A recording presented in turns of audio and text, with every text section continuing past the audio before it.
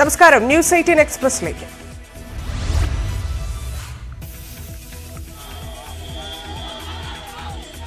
കൊല്ലത്ത് 6 മുഖ്യമന്ത്രിക്ക് കരിങ്കൊടി. യൂത്ത് കോൺഗ്രസ്, യുവമോർച്ച, RYF പ്രവർത്തകരാണ് കരിങ്കൊടി കാണിച്ചത്. 33 പേരെ പോലീസ് കസ്റ്റഡിയിലെടുത്തു.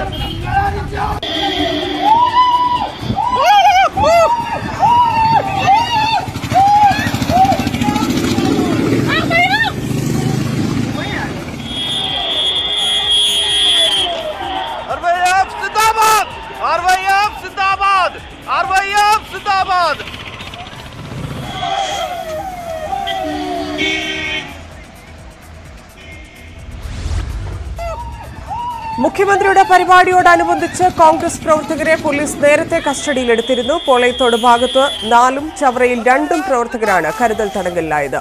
പാരിപ്പള്ളിയിൽ കരിങ്കൊടി കാണിച്ച 4 BJP യുവമോർച്ച പ്രവർത്തകരെയും അറസ്റ്റ് ചെയ്തു.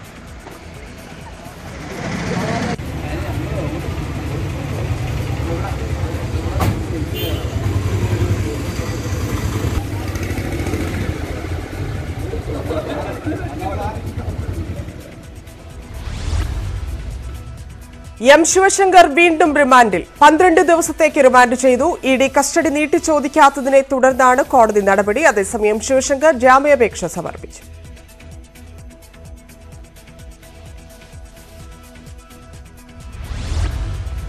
ഗവർണറുമായി മന്ത്രിമാർ നടത്തിയ ചർച്ചയുടെ വിശദാംശങ്ങൾ മാധ്യമങ്ങളോട് പങ്കുവെക്കേണ്ടതില്ലെന്ന് മന്ത്രി P. രാജീവ്. സാധാരണ നടപടിക്രമങ്ങളുടെ ഭാഗമായാണ് ഗവർണറുമായി നടത്തിയ കൂടിക്കാഴ്ച. ഗവർണർ സർക്കാരിന്റെ ഭാഗമാണ്. വിമർശിക്കാനുള്ള അധികാരം ഗവർണർക്കുണ്ട്. ഭരണഘടനാപരമായ ആശയവിനിമയങ്ങൾ ആ രീതിയിൽ തന്നെ നടക്കുമെന്നും മന്ത്രി. ജനാധിപത്യത്തിൽ എങ്ങനെയാണ് ഒരു ബില്ല് ആക്ടായി മാറുന്നത്, അതിന് നടപടിക്രമങ്ങളുണ്ട്. ആ നടപടിക്രമങ്ങളിൽ വ്യക്തത വരുത്തേണ്ടതുണ്ടോ, അല്ലെങ്കിൽ വേണമെങ്കിൽ തിരിച്ചയക്കാൻ അദ്ദേഹത്തിന് അവകാശമുണ്ട്. ഇന്ന കാര്യങ്ങൾ ഇന്ന മാറ്റങ്ങൾ വേണം എന്ന് നിർദ്ദേശിക്കാനുള്ള അവകാശം ഭരണഘടനാപരമായിട്ട് ഗവർണർക്കുണ്ട്. അപ്പോൾ അത്തരത്തിലുള്ള കാര്യങ്ങളെല്ലാം ഭരണഘടനാപരമായി ഗവർണർക്ക് നിർവഹിക്കാൻ കഴിയും. നിയമസഭയ്ക്കും ഗവൺമെൻറ്റിനും ഭരണഘടനാപരമായ അധികാരങ്ങളുണ്ട്. ആ പരിധിക്കകത്തും ഇന്നുകൊണ്ടാണ് എല്ലാവരും പ്രവർത്തിക്കുന്നത്. അപ്പോൾ അതിൽ ഗുണകരമായ സംഗതിയാണ് ഇത്തരം ആശയവിനിമയങ്ങൾ എന്നുള്ളത്. RSSുമായി ചർച്ച നടത്തിയ സംഭവത്തിൽ CPMനെതിരെ ആഞ്ഞടിച്ച് ജമാഅത്തെ ഇസ്ലാമി. RSSുമായി ചർച്ച നടത്താൻ CPMന്റെ ടോക്കൺ ആവശ്യമില്ല. CPMന്റേത് രാഷ്ട്രീയ ജന്മിത്വമാണ്. ശ്രീ എമ്മിന്റെ സാന്നിധ്യത്തിൽ ചർച്ച നടത്തിയ CPM ഇതുവരെയും ഉള്ളടക്കം വ്യക്തമാക്കാത്തത് എന്തുകൊണ്ടെന്നും ജമാഅത്തെ ഇസ്ലാമി അസിസ്റ്റന്റ് അമീർ മുജീബുൾ റഹ്മാൻ. RSSുമായി ഉഭയകക്ഷി ചർച്ച പലപ്പോഴും നടന്നിട്ടുണ്ടെന്നും അത് പാടില്ലെന്ന് CPM പറഞ്ഞിട്ടില്ലെന്നും MV ഗോവിന്ദൻ. എന്നാൽ 2 വർഗീയ ശക്തികൾ തമ്മിലുള്ള ചർച്ച എന്താണ് അറിയേണ്ടത്? എന്തായിരുന്നു RSSും ജമാഅത്തെ ഇസ്ലാമിയുമായുള്ള ചർച്ചയെന്നും തുറന്നു പറയണമെന്നും MV ഗോവിന്ദൻ.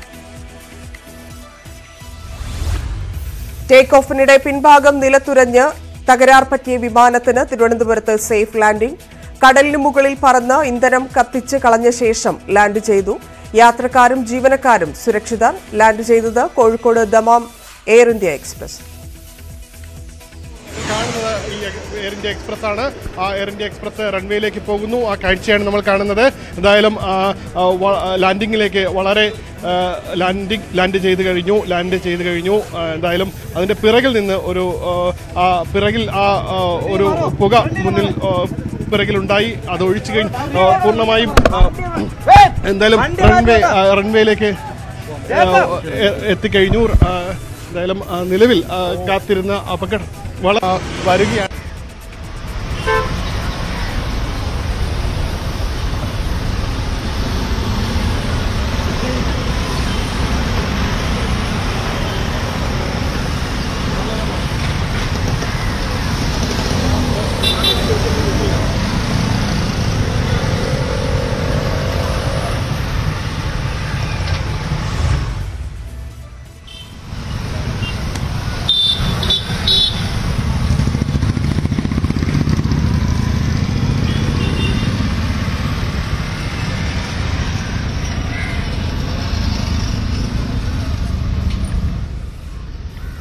തകരാർ പരിഹരിച്ച ശേഷം ദമാമിലേക്ക് വിമാനം വീണ്ടും യാത്ര തിരിച്ചു. 5:30യോടെയാണ് തിരുവനന്തപുരം വിമാനത്താവളത്തിൽ നിന്ന് വിമാനം യാത്രക്കാരുമായി പുറപ്പെട്ടത്.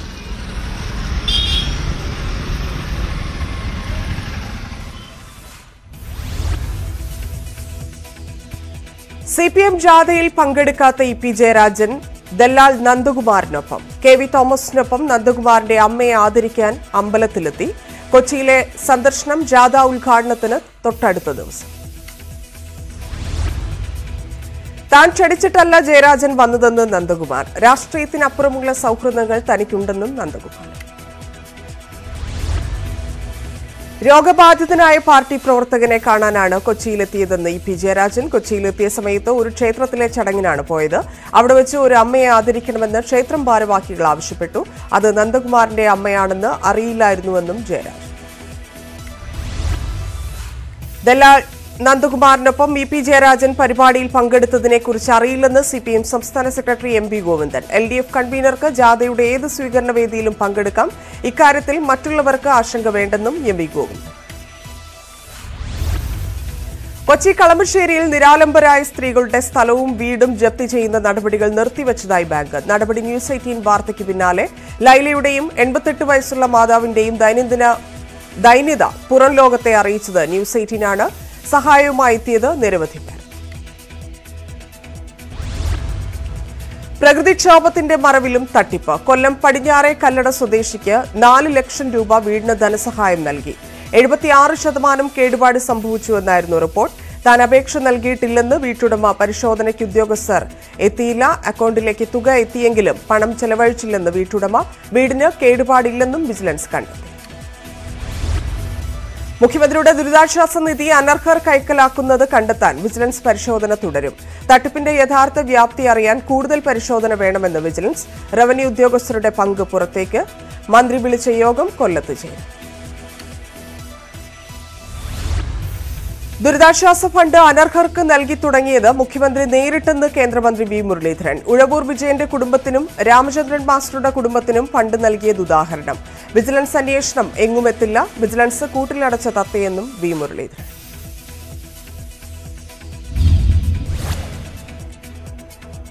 മുഖ്യമന്ത്രിയുടെ ദുരിതാശ്വാസ നിധി തട്ടിപ്പിൽ കുറ്റക്കാരായ ഉദ്യോഗസ്ഥർക്കെതിരെ നടപടി സ്വീകരിക്കാൻ സർക്കാരിന്റെ അനുമതി തേടി വിജിലൻസ്. വിജിലൻസ് പ്രാഥമിക റിപ്പോർട്ട് സർക്കാരിന് സമർപ്പിച്ചു. വിജിലൻസ് മേധാവി മനോജ് എബ്രഹാമാണ് റിപ്പോർട്ട് സർക്കാരിന് കൈമാറിയത്. വി വിനോദ് ചേരുന്നു. വിനോദ്, എന്ത് നടപടിയിലേക്കാണ് കടക്കുന്നത്?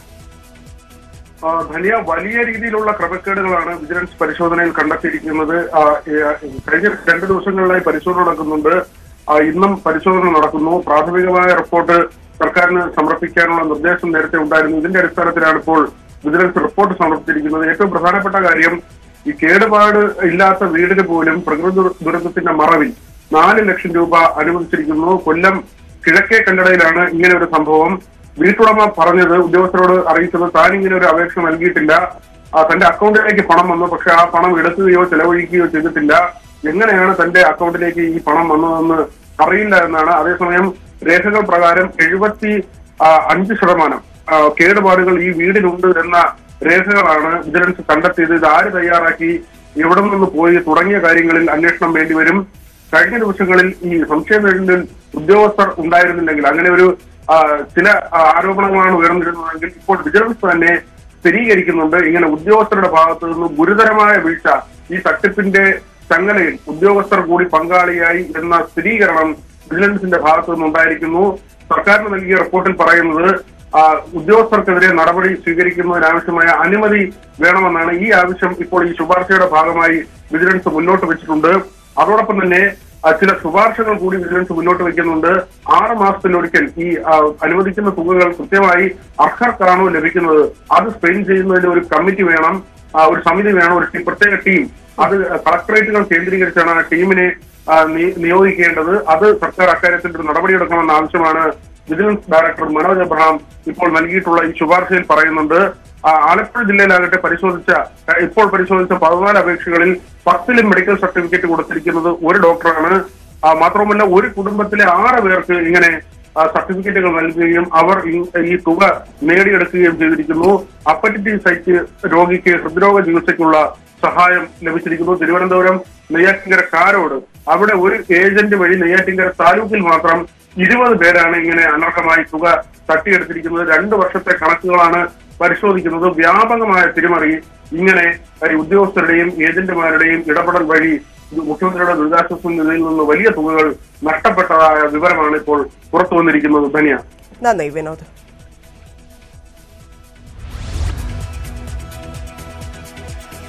വിശ്വനാഥൻ ആൾക്കൂട്ട വിചാരണ നടന്ന രാത്രി പോലീസിനെ വിളിച്ചെന്ന് അന്വേഷണ സംഘം. വിശ്വനാഥൻ കൺട്രോൾ റൂമിലേക്ക് വിളിച്ചത് 3 തവണ. പോലീസുമായി സംസാരിക്കാൻ കഴിഞ്ഞില്ല. കോൾ കണക്ട് ആവുന്നതിന് മുൻപ് 3 തവണയും കട്ടായെന്ന് അന്വേഷണ സംഘം. സംസ്ഥാനത്ത് പോലീസുകാർ പ്രതികളായ 251 സ്ത്രീ പീഡന കേസുകൾ. സർക്കാർ നിയമസഭയിൽ രേഖാമൂലം ഇക്കാര്യം അറിയിച്ചു. കൊലപാതക കേസിന്റെയും ഗുണ്ടാ സംഘങ്ങളുടെയും കണക്കുകളും പുറത്ത്. ജനങ്ങൾ അംഗീകരിക്കാത്ത ഒരു നിലപാടുമായി മുന്നോട്ടു പോകില്ലെന്ന് സിപിഎം സംസ്ഥാന സെക്രട്ടറി എം വി ഗോവിന്ദൻ. പാർട്ടിയിലെ തെറ്റായ പ്രവണതകൾ പ്രതിരോധിക്കാനുള്ള ജാഥയാണെന്ന പ്രചാരണത്തെ തള്ളിക്കളയുന്നില്ല. പാർട്ടിക്കകത്ത് തെറ്റായ പ്രവണതകൾ ഉണ്ടെന്നും അത്തരം കളകൾ പാർട്ടി പറിച്ചുകളയുമെന്നും M V Govindan. Coordination of Islamic കോളേജസിന്റെ കീഴിലുള്ള സ്ഥാപനങ്ങളിൽ പഠിക്കുന്ന വിദ്യാർത്ഥികൾക്ക് ആശങ്ക വേണ്ടെന്ന് സംസ്ഥാന അധ്യക്ഷൻ ജിഫ്രി മുത്തുക്കോയ തങ്ങൾ. വഫിയയിൽ പഠിക്കുന്ന കുട്ടികൾ സമസ്തക്കാരാണ്. അവരുടെ ആശങ്ക പരിഹരിക്കുമെന്നും വിവാദങ്ങൾ പഠനത്തെ ബാധിക്കില്ലെന്നും ജിഫ്രി തങ്ങൾ. കാലുമാറി ശസ്ത്രക്രിയ നടത്തിയ സംഭവത്തിൽ ഡോക്ടർക്കെതിരെ റിപ്പോർട്ട്. കോഴിക്കോട് നാഷണൽ ആശുപത്രിയിലെ ഡോക്ടർ പി ബഹിർ ഷാന് പിഴവ് പറ്റിയെന്ന് പ്രാഥമിക അന്വേഷണ റിപ്പോർട്ട്. അഡീഷണൽ ഡിഎംഒ ജില്ലാ മെഡിക്കൽ ഓഫീസർക്ക് റിപ്പോർട്ട് സമർപ്പിച്ചു. തിങ്കളാഴ്ച ആശുപത്രി അധികൃതരെ വിളിച്ചുവരുത്തി തെളിവെടുക്കും. ശമ്പളം തവണകളായി നൽകാനുള്ള കെഎസ്ആർടിസി നീക്കത്തിനെതിരെ ജീവനക്കാർ ഹൈക്കോടതിയെ സമീപിച്ചു. കോടതി കെഎസ്ആർടിസിയോട് നിലപാട് തേടി. അടുത്ത ബുധനാഴ്ചയ്ക്കകം നിലപാട് അറിയിക്കണമെന്ന് കോടതി.